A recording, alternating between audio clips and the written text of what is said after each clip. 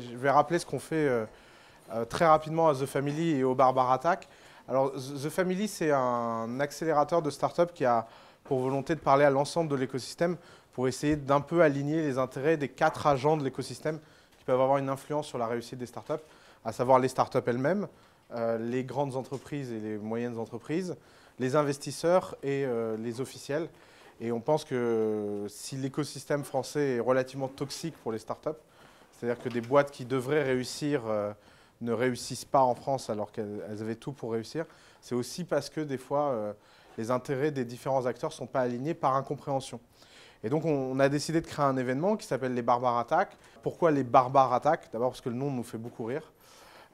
Et que c'est un livre extraordinaire, Barbarian at the Gate, qui raconte comment les financiers ont pris à un moment le monde entier. Et en fait, c'est cette idée que, quelque part, les startups sont un peu vues comme ces barbares qui viennent attaquer des marchés très établis et des marchés qui n'avaient pas besoin d'être menacés et disruptés.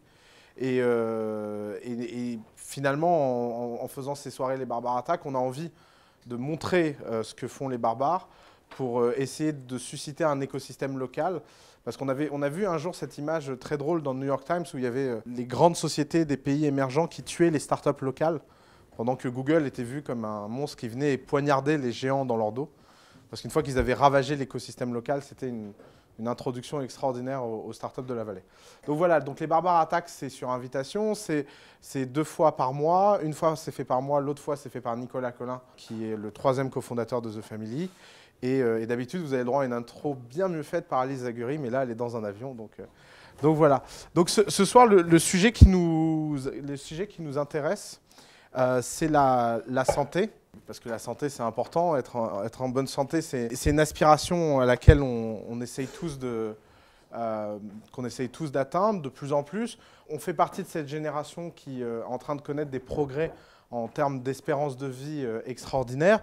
Et on est en train de vivre quelque chose qui est une grande promesse. Il y a même des gens qui annoncent que la mort ne sera bientôt qu'un souvenir. Je ne sais pas si c'est une bonne chose ou pas. On pourrait faire des soirées entières sur le fait de... Est-ce que finalement, la mort, ce n'est pas une très belle chose? Mais ce qui est sûr, c'est que des gens attaquent technologiquement cette question de façon très intense. Et il y a quelque chose d'assez fascinant à voir, c'est qu'on est en train de vivre un Big Bang technologique avec des technologies qui sont de plus en plus rapides, de plus en plus petites, de moins en moins chères et d'une qualité et d'un résultat de plus en plus extraordinaire. Et donc il y a énormément de rêves de science-fiction qui d'un seul coup deviennent réalité. Et notamment en préparant ce Barbare Attack, j'ai été confronté à un problème que j'ai pour la première fois en préparant un Barbare Attack. Parce que d'habitude, quand on prépare les Barbare Attack, c'est quand même un peu capillotracté. Il faut chercher des références assez lointaines en disant « Regardez, il y a telle société là-bas qui est en train de faire un truc qui a l'air ridicule. Et puis ce petit truc ridicule pourrait devenir quelque chose de géant qui va menacer telle industrie établie. » Et alors là, sur la santé, c'est plutôt l'inverse. Il y a une explosion d'initiatives extraordinaires. Juste un chiffre, il y a une plateforme qui s'appelle AngelList sur laquelle vous pouvez aller voir quand vous êtes un angel référencé sur cette plateforme, les dossiers existants et leur progression. Le tag santé a la plus grande croissance et avec le plus d'argent, le plus de ressources.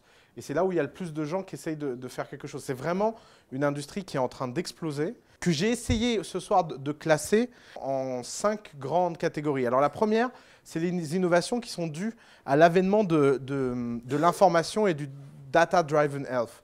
C'est le fait qu'aujourd'hui, pour prendre des décisions médicales, on peut s'appuyer sur des datas. Et pour ça, en fait, il y a énormément de phénomènes parallèles qui ont lieu. Et c'est énormément de tendances qui sont en train de toutes converger vers un point commun, qui est que le fait de se soigner va coûter de moins en moins cher, et le fait de se soigner va être de plus en plus efficace. Et donc avoir un impact. Alors, première start-up à découvrir, c'est Augmedix, qui est vraiment fascinant, parce qu'en plus, c'est un domaine, quand vous regardez ce qui se passe, vous avez l'impression d'être dans Star Trek, avec tout ce que ça a d'extraordinaire. Augmedix, pardon, peut-être qu'ils auront du travail à faire sur leur nom, mais sinon, technologiquement, c'est assez extraordinaire. C'est des Google Glass que vous mettez et qui donnent tout de suite aux médecins qui vous auscultent une cartographie en réalité augmentée de ce qui se passe et de tout ce qu'il peut faire. Alors ils font cette démo un peu bébête, mais ils montrent pour tester les réflexes, vous avez en réalité augmentée le calcul qui est fait immédiatement de votre niveau de réflexe. À chaque fois qu'un diagnostic est établi, il est enregistré dans le dialogue et stocké dans le dossier médical parce qu'il y a le micro sur le Google Glass qui enregistre l'ensemble de l'interaction.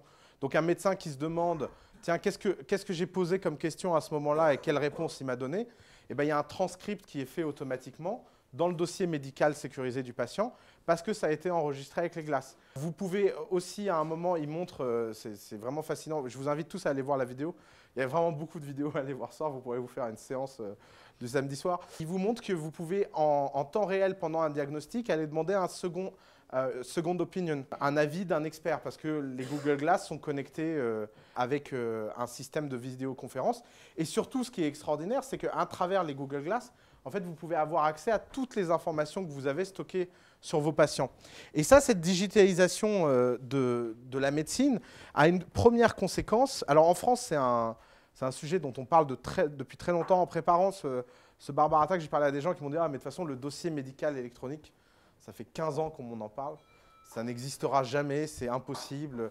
Il y a beaucoup trop de gens à mettre d'accord en termes de sécurité, etc. » Sauf qu'il y a un phénomène qui est en train de se passer, c'est que les gens, en fait, sont beaucoup plus à l'aise avec les données personnelles en ligne grâce au Facebook, grâce au Twitter et grâce à tout ça, qu'ils ne l'étaient il y a 10-15 ans. Et que donc, pour la première fois, ils n'ont pas besoin d'attendre qu'une autorité certifie les données, parce que la sécurité des données n'est plus un enjeu. Alors attention, je ne suis pas en train de dire que les gens seraient forcément très contents d'avoir leurs données médicales ouvertes librement en ligne.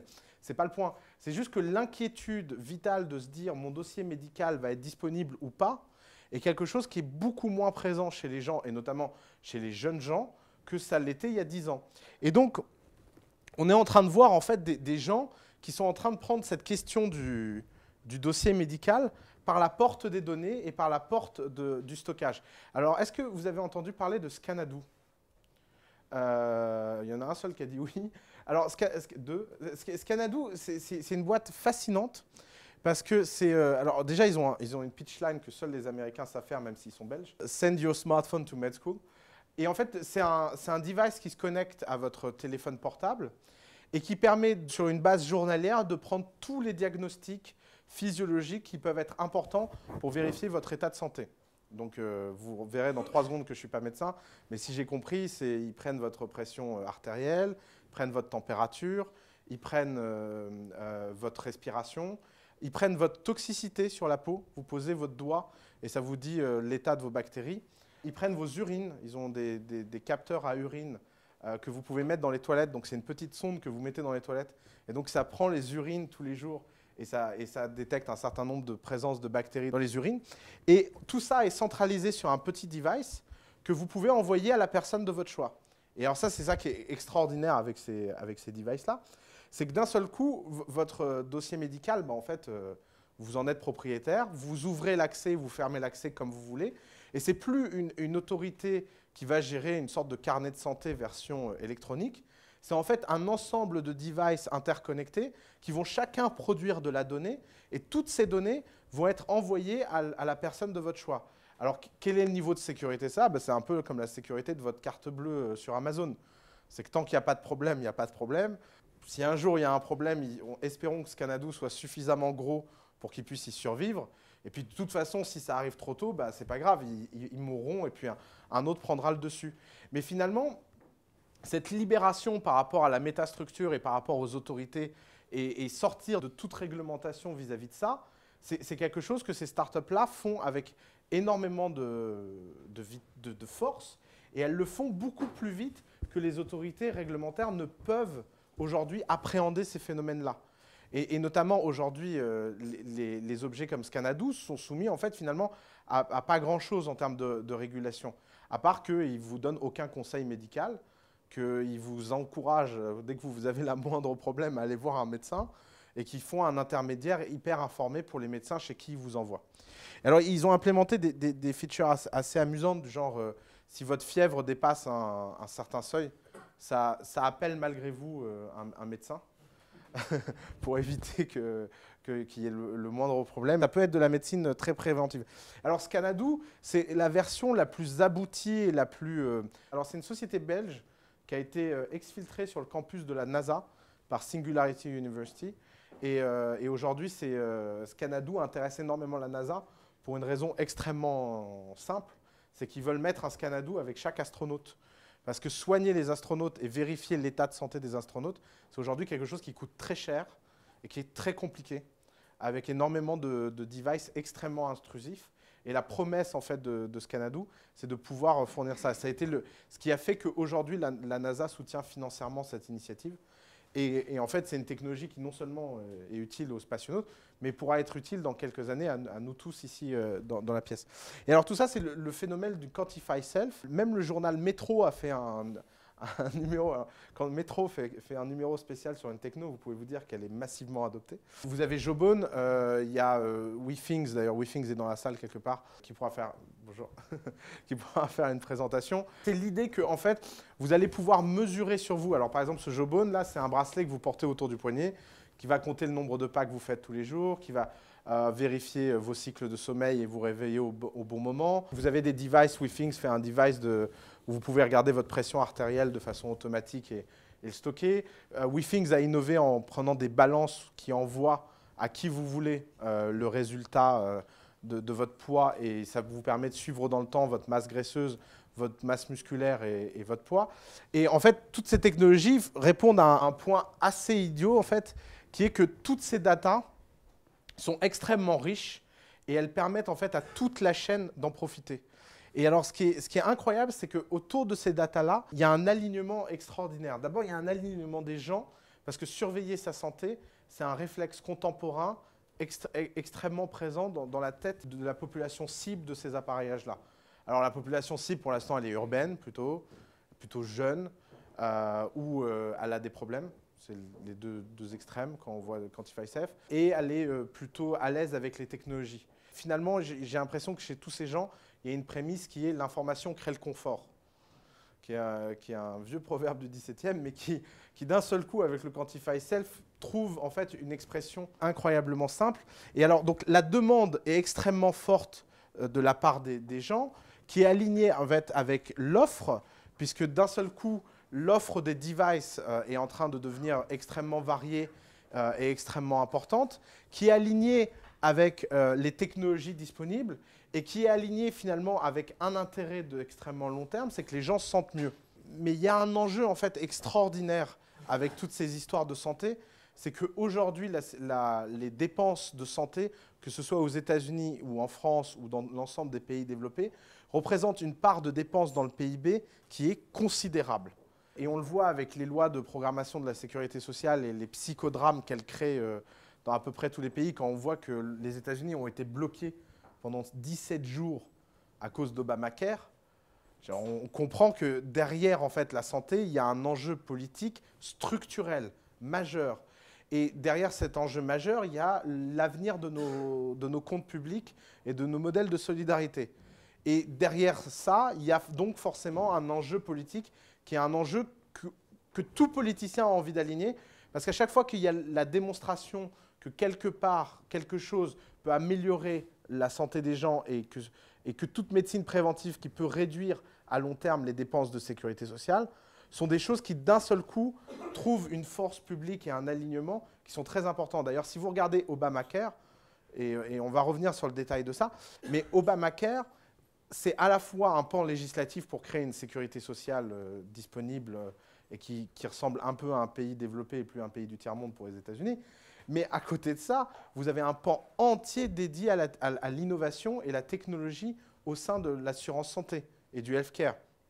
Et ça a été au cœur du dispositif. C'est comment cette masse d'argent peut aligner les intérêts de tous les providers. Et la data est en fait le cœur de cette médecine de nouvelle génération. Alors, il y a une société extrêmement intéressante qui s'appelle Exploris. Exploris, en fait, c'est une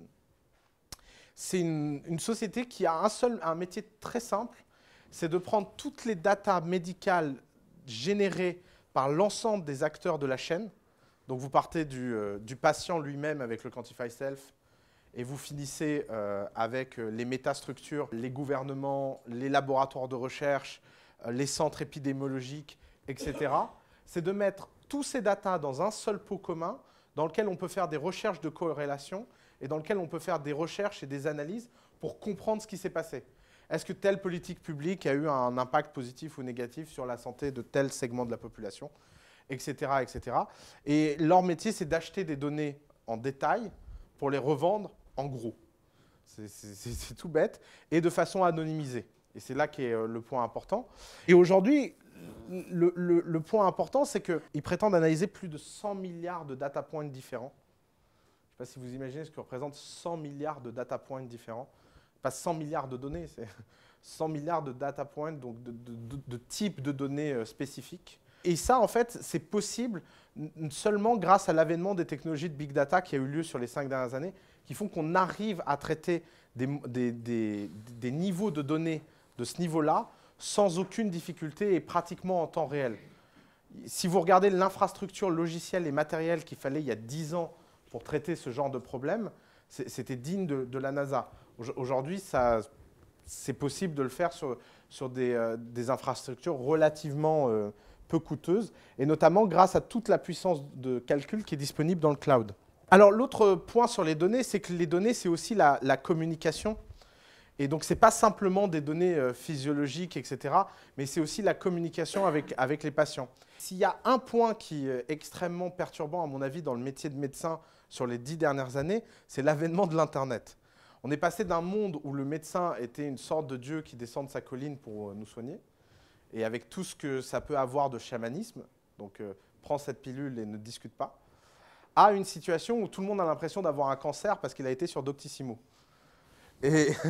Et avec toutes les angoisses que ça peut créer. Et alors, je ne sais pas si vous avez des adolescents, il y a une phase au moment de l'adolescence, c'est la découverte d'Internet quand on a le moindre bobo. Et vous voyez les paniques, genre, ils reviennent en vous disant, voilà tel mot, et ils disent, j'ai telle maladie. C'est quoi ce truc? Le problème fondamental que ça a créé, donc il y a un côté négatif, c'est que c'est de plus en plus dur de gérer les gens, et c'est de plus en plus dur de faire valoir son autorité. Mais il y a un côté extrêmement positif. Et ce côté extrêmement positif, on le voit dans les maladies rares et orphelines. Parce que les maladies rares et orphelines, c'est des petits groupes, c'est des gens qui vont très mal, c'est des gens désespérés. Et la technologie a permis quelque chose d'extraordinaire, c'est que vous pouvez les réunir en ligne et faire qu'ils puissent se parler pour s'informer, s'entraider. Et il y a une plateforme aux États-Unis qui est extraordinaire pour ça, qui s'appelle Patient Like Me. Tout est dans le titre. C'est tous les gens qui suivent le même traitement que moi. Et les laboratoires se sont rendus compte que non seulement ce n'était pas une menace pour eux, parce qu'ils auraient pu croire, mais que c'était un test d'efficacité grandeur nature et des feedbacks de données par rapport à leur traitement et aux effets secondaires des traitements, quasiment temps réel. Et aujourd'hui, vous avez des groupes pharmaceutiques américains qui travaillent avec Patient Like Me pour modifier leurs molécules sur une base trimestrielle en l'envoyant à des micro-communautés de patients qui souffrent de maladies rares et de maladies chroniques. Parce que le grand problème, c'est que le suivi médical n'est pas à la portée des médecins. Les médecins ne peuvent pas jouer le rôle. Quand vous avez un traitement qui dure sur 5, 6, 10 ans, vous ne pouvez pas espérer avoir de nos jours le même médecin. Vous pouvez changer de ville, il n'est pas forcément disponible, il ne peut pas forcément répondre à toutes les questions. Vous ne vous sentez pas forcément, ça peut paraître étonnant, mais l'anonymat sur Internet permet à beaucoup de gens de se sentir beaucoup plus à l'aise pour parler de leurs problèmes que dans la relation de confiance avec le médecin. Et pourquoi? Parce que si quelque part le médecin est en train de redevenir un homme comme les autres, ça veut aussi dire que les interactions des patients avec eux sont en train de se désacraliser. Et ça, ce mouvement de désacralisation est un mouvement général dans la société. Et il attaque tous les métiers, les professeurs souffrent, on a fait un barbare attaque l'éducation, j'ai eu le droit à 400 messages de profs. Donc, barbare attaque la santé, je vais avoir le droit à 400 messages de médecins. Mais tout ça sont des réalités beaucoup plus profondes que simplement le micro-phénomène de les gens ont accès à de l'information. Le fait d'avoir accès à l'information change aussi la vision que les gens ont du rapport médical, change profondément la philosophie de leur rapport au traitement. Cette liquidité du savoir, elle a une deuxième conséquence, c'est que c'est de plus en plus difficile pour un médecin de suivre l'état de l'art et l'état d'avancement de la science. Il y a une accélération des découvertes scientifiques et il y a une accélération du niveau de détail scientifique en médecine qui est tel qu'aujourd'hui, un médecin qui voudrait rester absolument on top of edge sur absolument tout ce qui se passe, c'est un effort pratiquement impossible. C'est un phénomène beaucoup plus large. Vous avez aujourd'hui plus de mathématiciens qui sont vivants sur Terre que de mathématiciens dans l'histoire de l'humanité. Ça a une conséquence toute bête, c'est qu'aujourd'hui, plus aucun mathématicien ne peut comprendre l'ensemble des mathématiques. C'est devenu impossible. Et bien, c'est exactement la même chose en médecine. Vous avez plus de médecins aujourd'hui vivants que dans l'ensemble de l'histoire de l'humanité. Et donc, il y a plus de micro-disciplines de médecine disponibles qui n'existent de place dans un cerveau même génial. Et aujourd'hui, les Dr House de demain risquent d'être en intelligence artificielle. Et alors, il y a une expérience, alors je ne sais pas si elle est connue ou pas, mais qui est fascinante, qui s'appelle Watson, par IBM. Alors en plus, ils ont le sens de l'humour, Dr Watson. Watson, en fait, c'est un logiciel de diagnostic, d'aide au diagnostic, en intelligence artificielle et en langage naturel. Donc comment ça fonctionne? C'est un ordinateur auquel vous pouvez parler comme vous parlez à un être humain. C'est un ordinateur qui est connecté à l'ensemble des bases médicales du monde de façon non structurée. Et alors c'est ça qui est important, c'est que Watson, tel un humain, est capable d'aller lire des données non structurées. Et il est capable de faire des corrélations avec des articles qui n'ont pas l'air d'avoir de lien entre eux. Et qui est capable d'obtenir un diagnostic avec un taux de fiabilité. Alors IBM aujourd'hui prétend être à 99,8%. Vous ne voulez pas comparer avec le taux de diagnostic d'un médecin humain, mais sachez quelque chose, rien qu'aux États-Unis, c'est 1 500 000 mauvais diagnostics par an qui ont des conséquences graves. Parce que ceux qu'on compte, ce n'est pas les grippes qu'on prend pour des rhumes. Ceux-là, ils ne sont pas vraiment dans les stats. Les 1 500 000, c'est qu'ils ont donné lieu à un claim d'assurance et à un procès. Parce qu'aux États-Unis, c'est la conséquence de tout ça, c'est que comme la médecine est extrêmement chère et que tout est extrêmement compliqué et que les compagnies d'assurance sont extrêmement violentes, dès qu'il y a le moindre problème, on va au bout de la chaîne et on attaque le médecin. C'est quand même la chose la plus facile à faire juridiquement. Et donc aujourd'hui, Watson, en fait, est capable de lire des articles, de produire des hypothèses. Alors ça, c'est un point technologiquement très important. Et Watson a été mis au point par IBM pour gagner à Jeopardy. Je ne sais pas si vous connaissez le jeu Jeopardy, mais le jeu Jeopardy, c'est on vous donne des mots et vous devez donner la question. Canari, qu'est-ce qu'un oiseau?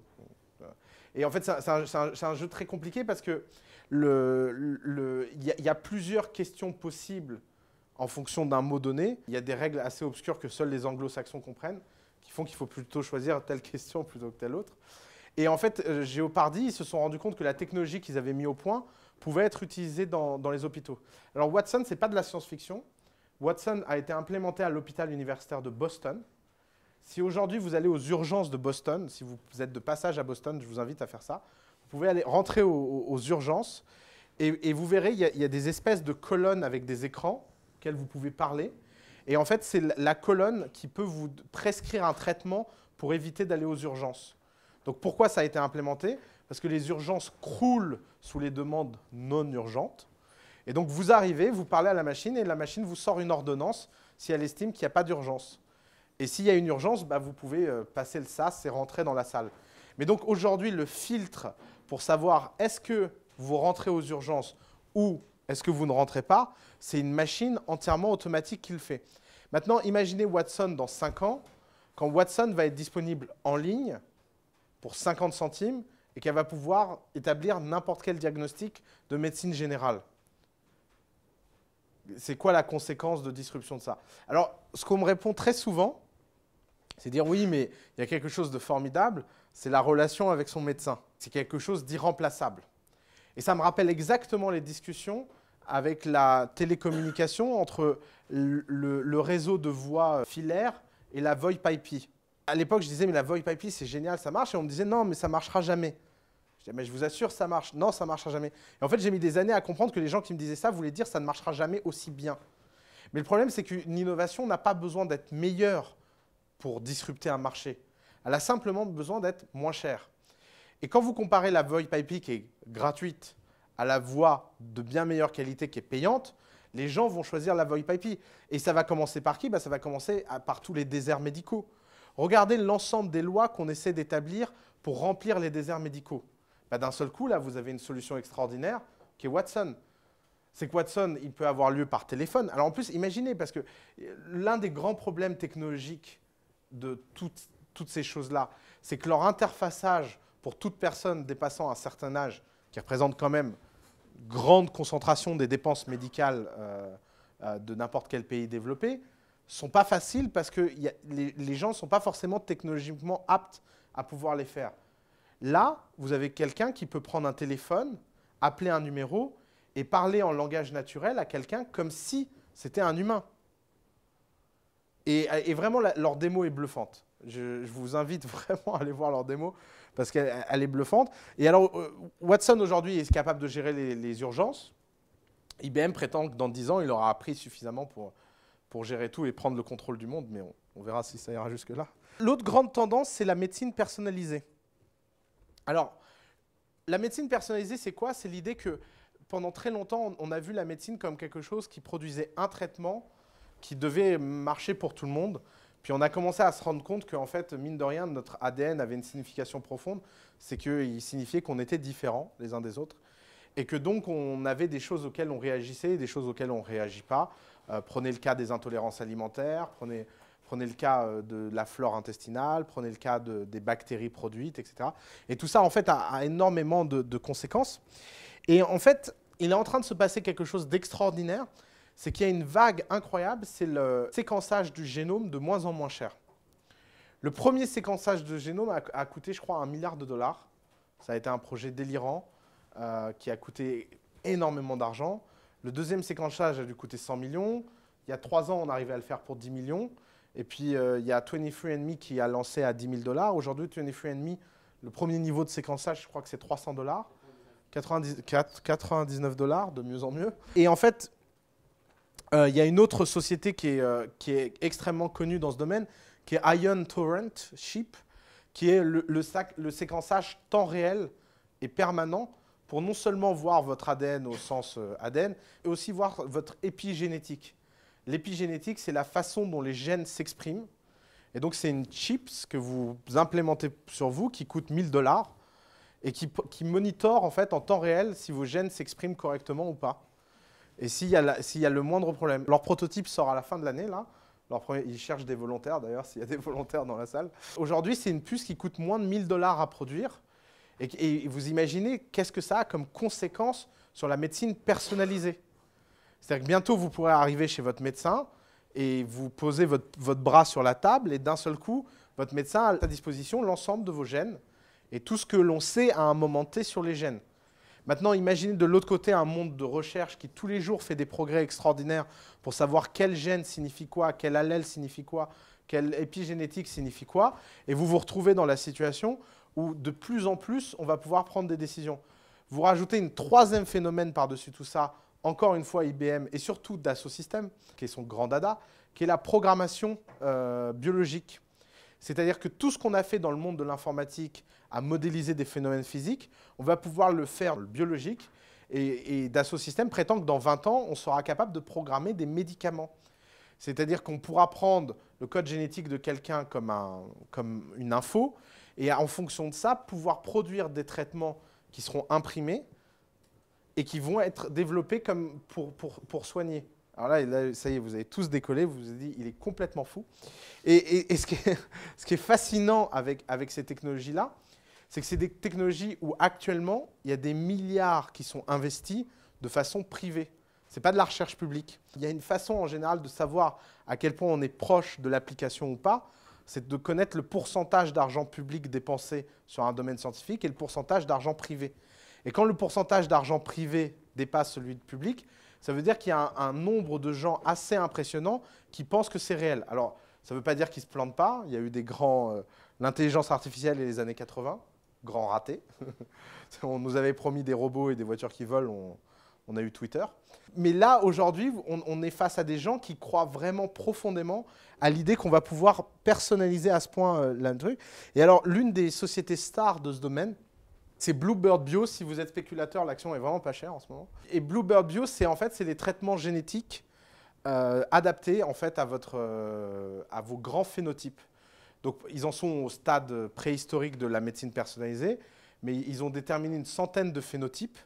Et ils sont capables de vous donner pour un certain nombre de maladies, alors je ne me souviens plus lesquelles, Preclinical Oncology Program, oui c'est pour les cancers, ils sont capables de traiter vos cancers en fonction des gènes que vous avez, qui sont des prédispositions ou pas au type de cancer que vous avez. Alors, l'autre point qu'on est en train de comprendre, alors j'ai pas tout à fait compris ce que c'était, mais, mais j'ai trouvé ça fascinant. Aujourd'hui, avec ces tests-là, en fait, c'est des tests urinaires non intrusifs. Vous allez sur metabolistic.com, vous faites un test d'urine et ils vont vous prédire la probabilité que vous avez de mourir de telle et telle maladie.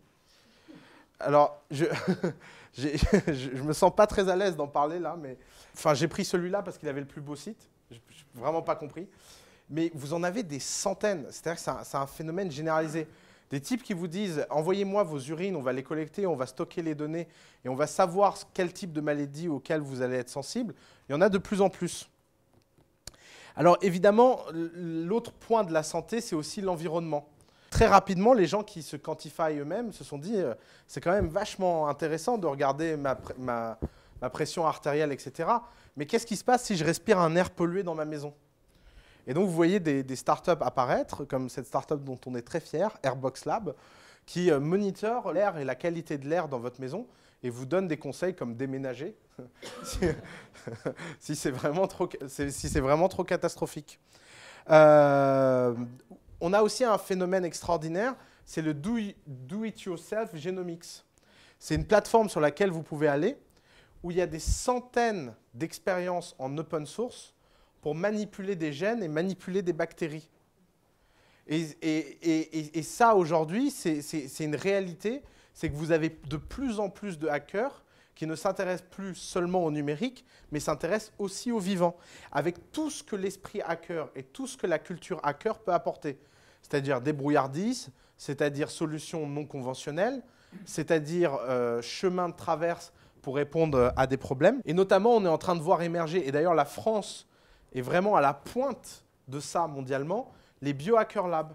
Et alors, mes hommages vraiment très publics à La Paillasse, qui est un hacker biospace parisien, enfin c'est en banlieue, mais c'est pas très loin, qui aujourd'hui permet à des gens de venir faire des expériences et de trouver des machines et des outils et des méthodes et des échanges et une communauté pour aller fabriquer les bactéries de demain et les traitements génétiques de demain, etc. Et là, par exemple, alors, ils sont en train de fabriquer un séquenceur génétique pour moins de 2000 €. Vous vous souvenez, le milliard, le million, ils sont en train de fabriquer de toutes pièces parce que vous avez des électroniciens qui rencontrent des généticiens dans un lieu et ils se disent, bah tiens, c'est quand même vachement drôle la façon dont vous faites de l'électronique en génétique. Parce que toutes ces technologies, en fait, elles sont super maîtrisées. Et ils viennent de lancer un truc incroyable, c'est ils proposent à tous les labos de France, parce qu'il y a un grand problème quand vous êtes un labo, c'est quand vous jetez une machine, vous devez payer le recyclage. Et ça coûte très cher. Et ils proposent à tous les labos de France, plutôt que de jeter les machines, de leur envoyer. Ils les démontent, ils récupèrent les pièces viables et remontent des machines avec. Et ils sont en train de fabriquer des machines qui coûtent des centaines de milliers d'euros dans un garage, juste en récupérant des pièces détachées incroyablement bien sélectionnées. Et tout ça, en fait, est en train d'essayer de faire naître une médecine qui est... Donc, on a vu l'information permet la médecine préventive, la personnalisation permet d'avoir des traitements qui sont hyper efficaces et ultra efficaces. Puis, il y a une troisième branche qui est en train de naître, c'est la médecine régénérative. Alors, la médecine régénérative, la première chose, c'est l'impression d'organes. Qui, dans la salle, sait qu'on a imprimé le premier organe vivant il y a 6 mois ? Vous imaginez? On a imprimé un pancréas. C'est qu'on a créé la première bio-ink. C'est la première imprimante à matière vivante. Et alors, c'est une histoire que j'adore raconter parce que les gens me disent mais comment on imprime du vivant? Et j'en sais rien. Enfin, j'ai toujours pas compris en fait comment ça marche. Mais en tout cas, c'est là, c'est fascinant et on arrive à imprimer des organes et il y a de plus en plus de gens qui travaillent sur ces questions d'impression biologique. Et vous avez aussi l'impression 3D évidemment. Et alors, l'un des usages industriels aujourd'hui de l'impression 3D, j'ai découvert une société extraordinaire qui fait dans les quartiers pauvres des États-Unis des soins dentaires en imprimant des prothèses, des couronnes, etc., en impression 3D pour 1/10 du prix d'une couronne ou d'une fausse dent habituelle. Et c'est 1/10 du prix parce que ce n'est pas industrialisé. Là, on est vraiment en pré-série. C'est-à-dire qu'on est face à des technologies qui, lorsqu'elles ne sont pas encore industrialisées, mais encore en pré-série, c'est-à-dire à l'état de prototype, sont déjà 10 fois moins chères que les technologies disponibles sur le marché pour faire la même chose. Alors évidemment, aujourd'hui, c'est dans les quartiers pauvres, mais qu'est-ce qui va se passer le jour où on va découvrir qu'en fait, ces dents-là sont de bien meilleure qualité que les dents extrêmement chères que vous achetez chez votre prothésiste, et en plus bien moins bien ajustées que celles que vous pouvez imprimer en 3D. Alors l'autre grand phénomène, évidemment, c'est l'anti-aging, avec aujourd'hui des sociétés extrêmement puissantes qui s'y intéressent, et avec un Big Bang qui a eu lieu il y a quelques semaines, qui est Google Calico. Google a annoncé qu'ils investiraient 100 millions de dollars par an, de façon illimitée, pour développer, pour prévenir en fait la mort. Et ils vont le financer depuis leur PNL. Donc c'est vrai que il y a des gens là qui viennent de signer un chèque en blanc. Donc c'est un type qui s'appelle Bill Maris qui a pitché ça. Il était partner chez Google Venture. Et le pitch, il est extrêmement simple. C'est de dire, ça fait 10 ans qu'on connaît le gène du vieillissement. Ça fait 10 ans qu'on sait qu'il y a un gène qui, à un moment, s'active et produit un certain nombre de dérèglements dans le corps qui mènent au vieillissement et à la mort naturelle. Pourquoi on n'y pas ce gène? Et si on ne l'a pas encore fait, c'est parce qu'il n'y a pas suffisamment d'argent qui ont été investis pour pouvoir mettre ça au point. Et ce sera la mission de Calico. Et on est prêt à dépenser 100 millions de dollars, ça commence à être une sacrée somme, par an, le temps qu'il faudra jusqu'à ce que ce soit mis au point. Je vais juste vous donner une analogie. C'est la fondation de SpaceX. SpaceX fabrique des fusées qui vont dans l'espace. SpaceX est capable, pour 1/20 du budget de n'importe quelle agence gouvernementale, d'envoyer des fusées beaucoup plus rapidement pour beaucoup moins cher et pour 1/10 du coût. Donc ils ont 1/20 du budget, ils produisent des fusées qui coûtent 1/10 du coût, et parce que ces startups ont l'innovation à leur cœur en fait. Et la grande différence entre 100 millions dépensés dans un programme de type Calico et 100 millions dépensés dans un programme pharma classique, c'est que dans un programme de pharma classique, vous aurez un design par comité. Culturellement, ces sociétés sont capables de faire des paris extrêmement risqués, extrêmement fous, autour d'individualité. Et ils sont en train d'embaucher... en fait, je pense qu'ils vont ouvrir un programme de bourse, vu comme c'est en train d'être structuré. Et ils vont dire, voilà 10 millions pour toute personne qui essaye quelque chose dans ce domaine. Et donc ça en fait une dizaine par an. Et ces méthodes-là ont démontré en fait par le passé leur efficacité d'innovation par rapport aux grands programmes normés de recherche et développement. Donc c'est pour ça que Calico est vraiment quelque chose d'intéressant. Et alors vous avez une deuxième personne dans l'anti-aging qui est aussi fascinant que Calico, c'est Laura Deming. Alors Laura a perdu sa maman extrêmement jeune. Toute bonne histoire américaine commence par un traumatisme. A perdu sa maman extrêmement jeune et elle a décidé à ce moment-là de faire des recherches sur la longévité. Elle est rentrée au MIT à l'âge de 12 ans. Elle a obtenu son doctorat à l'âge de 15. Et à l'âge de 18 ans, elle a convaincu un milliardaire qui a très très peur de mourir, qui s'appelle Peter Thiel, de lui donner 1,5 milliard d'euros avec ses copains pour un projet qui s'appelait Lazarus Project et qui maintenant s'appelle The Longevity Fund, qui est un fonds d'investissement spécialisé dans les technologies d'anti-aging. Et alors, ce qui est fascinant en fait avec l'anti-aging, c'est que c'est des technologies qui sont développées par des gens qui ont énormément de moyens pour mettre au point leur bien-être et pour améliorer leur bien-être. Et c'est typiquement le genre de technologie qui, une fois qu'elles ont été mises au point pour une minorité de personnes, peuvent se disperser et peuvent avoir un impact sur le reste de la société considérable. Pendant très longtemps, c'était le schéma militaire. On développait des technologies pour les militaires, c'était pour un tout petit groupe de personnes. Et puis, ça se propageait dans la société à toute vitesse après, une fois que c'était mis au point et une fois que le risque avait été pris. Et bien aujourd'hui, ces milliardaires-là sont capables de prendre ce genre de risque-là et de mettre ce genre de moyens au service de causes qui sont complètement incompréhensibles. Vous imaginez le pitch, bonjour, j'ai 20 ans, je suis un spécialiste de la longévité et je vais choisir les 150 startups qui vont développer quelque chose. Enfin, je vous mets au défi de trouver un financier qui est prêt à financer ça, à part quelqu'un qui a un intérêt vital en fait à ce que ce soit possible et qui est prêt à croire à cette crazy frog, cette petite grenouille folle, parce que quelque part, il y a un espoir extrêmement profond derrière. Alors le dernier champ de disruption, c'est celui de l'intervention. Donc on a vu l'information produit la personnalisation permet de développer des technologies de régénération. Et alors, le point d'après, bah, c'est les technologies de robotique et de chirurgie. Quand j'étais en Californie, j'ai assisté il y a bientôt maintenant 2 ans à la première opération de l'appendice sans aucune intervention humaine. Donc, le principe est tout bête. Vous prenez quelqu'un, vous le mettez sur un lit, vous le faites rentrer à un endroit, vous le poussez jusqu'à un endroit, vous sortez de la pièce. Et là, il y a des robots qui ouvrent, qui enlèvent l'appendice, qui referment. Franchement, le volontaire est quand même extraordinaire. Vous suturent et puis vous repartez chez vous 2 jours après et quelqu'un vient vous chercher quand même. Le robot pour amener les gens et prendre les gens est très compliqué à mettre au point en fait, beaucoup plus que celui de chirurgie. Et alors, on a un leader français de la chirurgie assistée par robot, qui est MedTech, qui rentre en bourse. Alors, je ne sais pas s'il y a encore des spéculateurs dans la salle. Vraiment, la valorisation est ridicule. Donc, MedTech a vendu qu'une vingtaine de robots, donc ce n'est pas encore la panacée. Mais il y a Intuitive Surgical, qui est son concurrent américain, qui lui en vend 1800 par an. Et 1800 robots d'assistance à l'opération. Toutes ces sociétés-là ont pris le parti pris de l'assistance à l'opération plutôt que de remplacer les chirurgiens.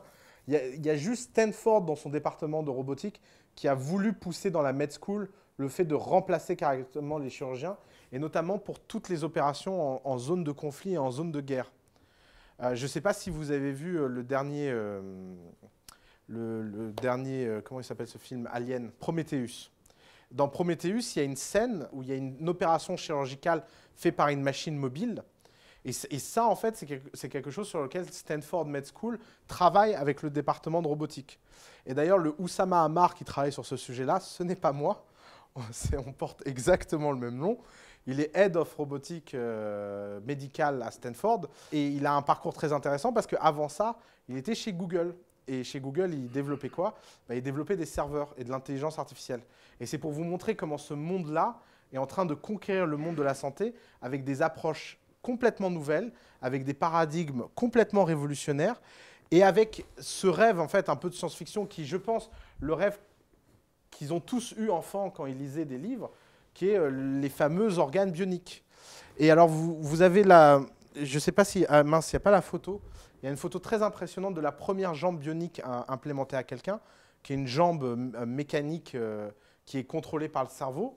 Parce que depuis quelques années, on connaît la technologie pour lier les nerfs au cerveau, pour aller du cerveau jusqu'à un organe mécanique. Et d'ailleurs, ce qui est fascinant, et c'est là où on peut voir les temps que les technologies peuvent prendre, c'est que cette technologie est possible grâce à une théorie mathématique qui s'appelle la cybernétique. La cybernétique, ça a été mis au point dans les années 50 par un type qui s'appelle Norbert Wiener, qui a inventé une théorie de la communication mathématique pour modéliser en fait les signaux électriques et comprendre le rapport qu'il y a entre un objet non animé, non vivant et un objet vivant et pouvoir faire ces connexions-là. Et il a fallu 50 ans pour qu'on réussisse la première opération. Et c'est pour ça que face à la santé, en général, on a souvent un scepticisme qui est de dire « mais depuis que je suis enfant, j'entends parler de ça ». Je parlais avec Nicolas Collin qui me disait « moi, depuis que je suis enfant, je lis dans la presse que tel robot va nous soigner ou tel médicament va régler tel problème ». C'est juste que l'enthousiasme des journalistes est toujours beaucoup plus rapide que les temps naturels que ce genre de technologies peuvent mettre. Mais le jour où ces technologies sont matures, c'est un voyage à sens unique. Parce qu'une fois qu'elles sont matures et qu'elles sont implémentées, après, on ne revient pas en arrière et elles ont immédiatement des impacts extrêmement puissants. La dernière chose, c'est le pouvoir de l'esprit et tout ce qu'on est en train de comprendre sur le bien-être et la santé, non plus du point de vue purement médical, mais du point de vue sociétal. Alors d'abord, il y a l'histoire du cerveau qui est le continent qu'on explore dans notre siècle. Et je ne sais pas si vous avez vu ce $1 billion European Brain Project, où on a décidé de mettre 1 milliard sur la table pour cartographier le cerveau. C'est quand même typiquement, c'est comme le programme spatial, c'est comme ou le décodage du génome, c'est des paris à très très long terme et qui peuvent potentiellement avoir beaucoup d'impact. Mais vous avez aussi en fait tout ce qui est interface cerveau-machine qui commence à être extrêmement maîtrisé. Et notamment, il y a une société qui développe des technologies qui en fait développe une technologie qui permet en fait de pouvoir visualiser sur un écran la forme géométrique à laquelle on pense. Donc vous pensez carré, ça dessine un carré à l'écran. Vous pensez triangle, ça dessine un triangle à l'écran. Et ça, c'est la prémisse en fait des interfaces de demain. Et alors pour qui c'est mis au point? C'est mis au point au tout début, ça a été financé par les militaires, la DARPA, pour les sièges éjectables lorsque vous êtes dans un avion de chasse. Parce que quand vous êtes dans un avion de chasse, le temps qu'il faut entre le moment où vous décidez d'éjecter et le moment où vous faites le mouvement est extrêmement lent. Ça peut être la seconde qui vous est fatale. Si vous pensez éjection, ça vous éjecte. Alors, j'ai la même question que vous, c'est comment on peut être assez discipliné pour ne pas y penser alors qu'il n'y a pas besoin. Il y a sans doute des sécurités, ça doit s'activer qu'en mode combat, etc. L'autre point, au-delà de ces interfaçages-là et cette vision très, très technologique, il y a aussi toutes les médecines comportementales, et notamment ce qu'on appelle la positive social pressure. On a une start-up ici dont on est très fier, qui s'appelle Air Detox, qui aide les gens à arrêter de fumer, qui a une méthode extrêmement efficace, qui a des taux de réussite extraordinaires. La façon de voir la réussite d'une méthode pour arrêter de fumer, c'est de regarder 6 mois après le début de la méthode, combien de pourcents de gens ont arrêté de fumer. Si vous prenez les méthodes classiques, alors je ne vous parle pas des campagnes du ministère de la Santé qui, elles, de toute évidence, n'ont jamais été mesurées dans leur efficacité, mais Air Detox, en fait, a compris que la thérapie passait par énormément de positive attitude et par énormément de pression du groupe positive. Et aujourd'hui, qu'est-ce que Air Detox fait? Air Detox vous vend un billet d'avion pour le pays sans tabac. Donc vous achetez un ticket, vous montez dans un vol virtuel, c'est un groupe où d'autres gens arrêtent de fumer au même moment que vous. Et le fait d'être avec des gens qui vivent la même expérience au même moment produit un effet de solidarité incroyable. Et ils ont inventé le social patch. C'est à chaque fois que vous avez envie de craquer, vous avez plein de gens qui vous disent de ne pas le faire. Et c'est bien plus efficace qu'un patch Nicorette. Donc, on ne va pas parler de la pharmacie. Et en fait, alors évidemment, la pharmacie aussi under attack. On se demande de plus en plus à quoi servent les pharmaciens. C'est une question qui est vraiment demandée en haut lieu par des gens qui font de la techno. C'est à quoi sert un pharmacien? Pourquoi on ne remplace pas les pharmaciens par simplement des logiciels? Et tout ça pour vous montrer qu'en fait, on est en train de vivre un Big Bang technologique extraordinaire. Et alors moi, j'ai une question qui m'est tout de suite apparue en fait, après avoir fait ce panorama. Et encore une fois, c'est vraiment en fait ce que je viens de vous montrer, c'est la phase immergée de l'iceberg et la phase la plus sexy. Je vous ai pris toutes les startups qui marchent déjà, qui ont un produit prouvé, qui ont un marché prouvé, etc. Mais vous avez des milliers de startups aujourd'hui qui sont en train d'essayer des choses. Supposez ne serait-ce que 0,1% de ces startups finissent par aboutir, ce qui n'est pas très optimiste, mais seulement ça, et vous vous retrouvez en fait avec des dizaines de sociétés qui vont impacter notre monde et impacter notre bien-être. Donc ce n'est pas négligeable en fait comme phénomène. Et il y a un problème en fait qui apparaît et qui est un problème majeur, c'est pourquoi toutes ces technologies ne nous sont pas accessibles et pourquoi tout ce qui marche n'est pas massivement adopté. Et alors, quand vous vous baladez sur les forums ou les articles, etc., vous tombez très vite sur ce genre de témoignages. Alors, c'est une histoire qui a été anonymisée, parce qu'il y a un procès, apparemment. Mais vous avez un type qui a inventé un Low Intensity X-ray. C'est un petit device comme ça que vous mettez en fait sur la peau et qui permet à un médecin qui regarde dedans de voir si vous avez des fractures, si vous avez tout ce que permet de faire une radio. Il y a 3 différences avec la radio. Ça coûte 1000 fois moins cher qu'un appareil de radio. Donc 1000 fois moins cher, ça commence à être une économie substantielle. On commence à parler d'échelle substantielle. La deuxième chose, c'est que ce n'est pas dangereux pour l'opérateur. Vous n'avez pas besoin d'être derrière une plaque de plomb de 7 cm qui en fait ne vous protège que de 10% des radiations. C'est pas de bol. Qui sont les plus dangereuses, mais quand même. Et en fait, la troisième différence, c'est que c'est portable et c'est pas très consommateur en énergie. Ça se recharge très rapidement. Et c'est un device qui a été interdit aux États-Unis à cause d'un lobby énorme de la part des fabricants de X-ray qui lui sont tombés dessus pour violation de brevet, pour ça. Et alors, ça n'a pas été interdit parce que légalement, il y avait une bonne raison de l'interdire. Ça a été interdit parce qu'ils l'ont étouffé sous des process et sous des claims juridiques tels que sa société n'a pas pu y répondre. Parce que vous avez 2 façons de gagner un procès. Vous pouvez avoir raison ou vous pouvez être beaucoup plus riche que l'adversaire. C'est les deux façons assez classiques de gagner un procès aux États-Unis. Et donc, si vous ne pouvez pas répondre en fait, aux attaques, vous vous retrouvez dans la situation. Et donc là, on est en présence d'une technologie qui, à cause d'une structuration de marché très spécifique au domaine de la santé, a été éliminée et tuée et retirée du marché. Et alors, pourquoi? Mais cette histoire, en fait, elle est elle est triste, mais elle est extrêmement commune. Et alors pourquoi? Parce qu'en fait, l'industrie de la santé n'est pas un marché libre. Il y a un côté positif à ça. C'est que ça évite d'avoir des espèces de cinglés qui vendent des trucs qui ne fonctionnent pas et qui tuent des milliers de gens. Donc il y a quand même un enjeu de santé, etc. Donc on peut se réjouir du fait qu'il y ait des autorités qui régulent et contrôlent ce qui arrive sur le marché. Mais il y a une conséquence extrêmement négative à ça, qui est qu'aujourd'hui, vous avez des lobbies extrêmement puissants, qui ont énormément de pouvoir et qui sont capables d'empêcher l'avènement d'innovations qui remettent en cause des rentes. Et alors, vous avez plein de rentes qui sont attaquées en fait, par ces technologies-là. Il y a quelque chose qui est bloqué et qui ne marche pas, c'est l'avènement classique d'une disruption. En fait, Christensen, qui est un professeur de Harvard qui a essayé de modéliser la façon dont les innovations disruptives arrivent sur un marché, dit que ça commence toujours de la même façon. C'est les low-end users qui sont ignorés de tout le monde, qui d'un seul coup attirent l'œil de l'innovateur. Ces low-end users sont à faible marge, ils ne peuvent pas bien payer, mais personne ne s'occupe d'eux, et une offre naît pour répondre à leurs besoins. Puis il s'avère que cette offre, grâce à ces utilisateurs-là, s'améliore et rentre dans un process d'innovation beaucoup plus rapide, parce que c'est un process de quelqu'un qui a faim, et qui veut développer de mieux en mieux. Et en fait, le marché se renverse. Parce que d'un seul coup, les high-end users se rendent compte qu'il y a une solution qui est beaucoup moins chère, et de bien meilleure qualité qui leur a échappé. Vous savez, c'est tous les gens qui sont passés au téléphone portable alors qu'ils avaient des téléphones dans leur voiture. Le téléphone dans la voiture, ça coûtait une fortune. Installer un dispositif pour mettre un téléphone dans une voiture, c'était un luxe inouï. Puis d'un seul coup, n'importe qui avait dans sa poche quelque chose de bien mieux que ce truc-là. Et donc les téléphones dans les voitures ont disparu. Et c'est des sociétés entières qui ont disparu parce que c'était un marché extrêmement lucratif d'installer ces sociétés-là. Et en fait, ce schéma-là, parce que c'est un domaine régulé, ne fonctionne pas parce que les lobbies aujourd'hui contrôlent l'ensemble de l'approvisionnement de l'argent. Et l'argent, il est où? Il est dans les sociétés d'assurance, qu'elles soient publiques ou privées. Mais aujourd'hui, une technologie médicale n'existe que si elle est prise en charge par une assurance.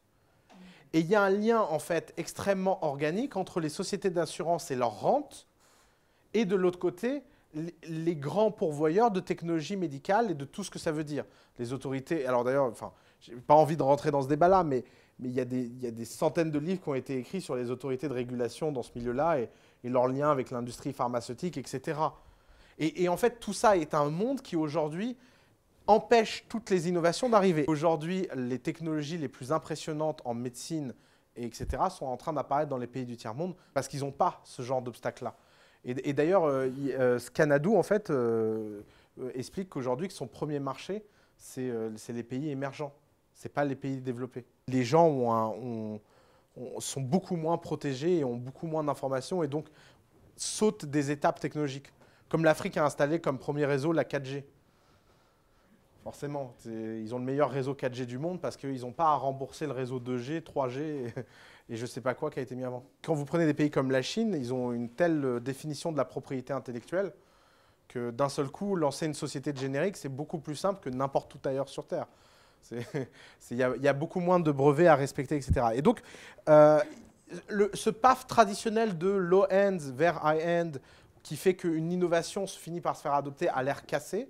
Et je pense qu'il y a un autre chemin, et qui est le chemin qui a déjà été adopté dans un certain nombre de disruptions technologiques qui ont exactement la même structuration, qui sont l'énergie et le transport.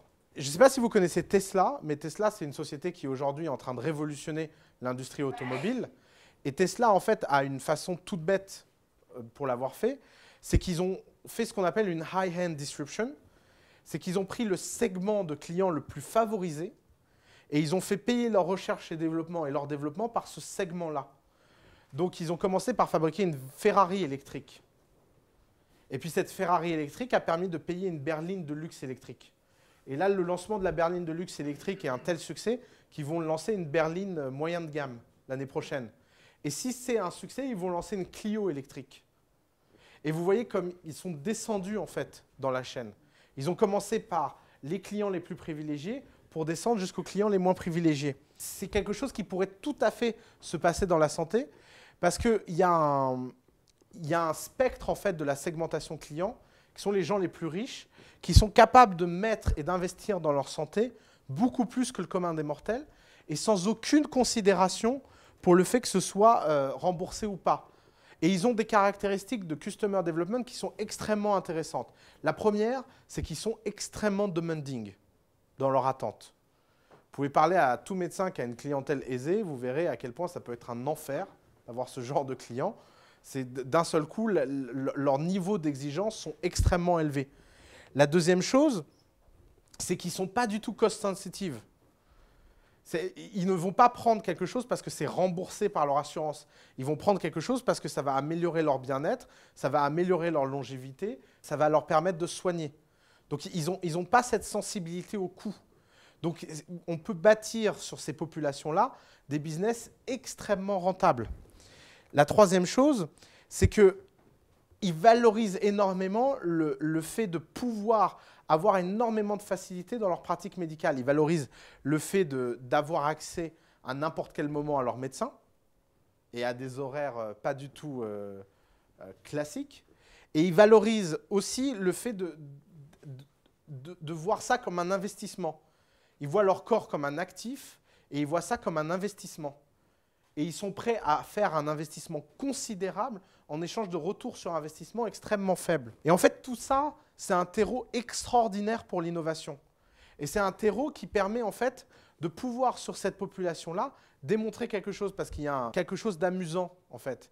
C'est que malgré le fait que ce soit la population la plus demandante, malgré que ce soit la population la plus exigeante et que ce soit les technologies les plus avancées, on est en train de se rendre compte que tous les providers de ces personnes-là ont des marges beaucoup plus élevées parce que la technologie réduit exponentiellement les coûts. Et il y a un cas fascinant à regarder en ce moment. Il y a une clinique extrêmement technologique qui a été ouverte en Suisse avec un tarif d'accès complètement dingue. Et ils viennent de rentrer en bourse. C'est financé par Swiss Re. Swiss Re, c'est le grand réassureur suisse. Et cette clinique, en s'introduisant en bourse, a révélé l'état de ses comptes. Et ils ont un EBITDA de 90%. 90% d'EBITDA, en fait, c'est une situation toute bête. C'est que comme ils ont fourni le plus haut niveau technologique, le plus haut niveau de qualité, et que dans le même moment, toutes ces technologies sont en train de s'écrouler, ils se sont mis en fait à gagner de plus en plus d'argent parce qu'ils ont simplement maintenu leurs coûts. Et aujourd'hui, alors je ne sais pas si ce sera eux qui auront cette ambition ou un autre, mais ils auraient les moyens aujourd'hui de partir à la conquête de segments beaucoup moins rentables, mais beaucoup plus larges. Parce que le problème de ce segment-là, c'est qu'il est extrêmement rentable, mais sa croissance est limitée dans le temps. Alors que vous avez, à partir de ça, en fait, un segment beaucoup plus large en descendant dans les qualités de marché. Et le jour où, en fait, on réalisera tous que ces technologies sont plus efficaces, beaucoup moins chères et beaucoup plus intéressantes pour le commun des mortels, il va se passer un alignement entre l'intérêt, ça va devenir complètement évident, et il va se passer un alignement incroyable entre l'intérêt des patients et l'intérêt des sociétés d'assurance. Et alors c'est là où on a un point, c'est que même si on est dans une industrie où vous avez par exemple l'ordre des médecins, c'est typiquement le genre d'institution avec qui personne ne peut parler. C'est une institution qui est réfractaire au dialogue depuis des années. Mais c'est une institution qui, à cause de cette clientèle-là, va avoir un problème de réalité à affronter. C'est que le jour où cette clientèle qui sera extrêmement favorisée aura bénéficié de quelque chose que notre instinct démocratique voudra rendre accessible à tout le monde, ils ne pourront plus opposer un principe de précaution. Parce qu'aujourd'hui, le plus grand obstacle à toute l'innovation dans la santé, etc., c'est ce principe de précaution qu'on oppose à peu près n'importe quelle initiative comme un réflexe. Et l'autre point qui va se passer, c'est que ça va être une opportunité politique extraordinaire. Vous avez un marché de 13% de notre PIB sur lequel vous pouvez capter des économies d'échelle et sur lequel vous pouvez faire énormément d'argent. C'est forcément une opportunité économique qui va être incroyable. À un moment donné, des gens vont se rendre compte que si vous robotisez un travailleur dans une usine, vous économisez un SMIC. Si vous robotisez un chirurgien, vous économisez 300 000 € par an, 400 000 € par an. Vous voyez bien l'opportunité économique. C'est que vous le vendez combien, votre robot? 20%, 30% de l'économie? Même 10% de l'économie. ça reste incroyablement rentable. Et la grande thèse, et alors là c'est le moment prospectif de la soirée, comme ça je prends un pari et on se revoit dans 10 ans.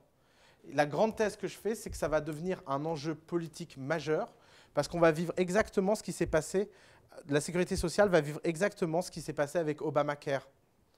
C'est que Obamacare a dans son pan législatif une partie extrêmement importante dédiée à l'innovation, qui est autour de plein de dossiers, le dossier électronique médical, le Blue Button, vous avez la partie financement, incitation fiscale pour mettre des innovations, une réforme de la FDA sur qu'est-ce qu'on accepte comme médicament, quels sont les nouveaux process biotechnologiques pour tester, qu'est-ce qu'on accepte comme données fiables ou pas données fiables.